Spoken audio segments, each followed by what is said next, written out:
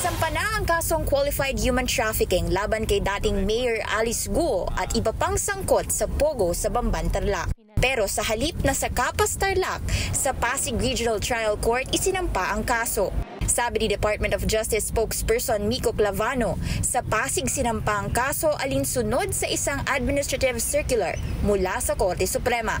The DOJ would like to confirm that the case against Alice Guo, including Dennis Conanan, who is a former Technology and Livelihood Resource Center Deputy Director General, and Representative Zun Yuan Technology, as well as 12 executives and founders of the 3 companies and Guo's alleged business partners, has been filed in the Regional Trial Court of Pasig City. Inaabangan ngayon ang desisyon ng hukuman kung may probable cause para ituloy ang paglilitis. Kung mapapatunayan, maglalabas ito ng warrant of arrest laban kay Guo.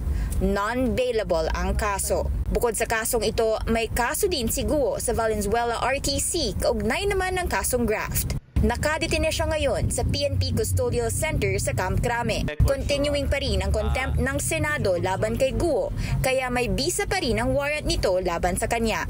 Binigyang diin ng DOJ na mahalagang mapanatili sa kustodiya ng gobyerno si Guo at mapigilan ang anumang posibleng pagtakas nito o pag-aantala ng proseso ng hustisya. It would be in our favor na hindi siya makawala.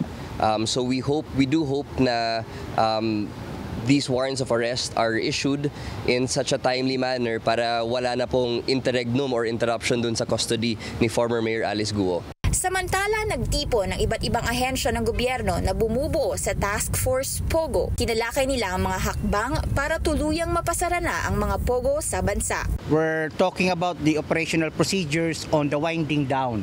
Kung paano namin mamimit yung ating deadline on December 31. So we're trying to iron out all the specific details in relation to immigration and labor. Hinihintay na lang ang executive order mula sa Malacanang para mas maging malinaw ang sakop ng ban sa Pogo na una nang inihayag ni Pangulong Marcos sa kanyang SONA noong Hulyo. Para sa Agenda, Hannah T, BNC.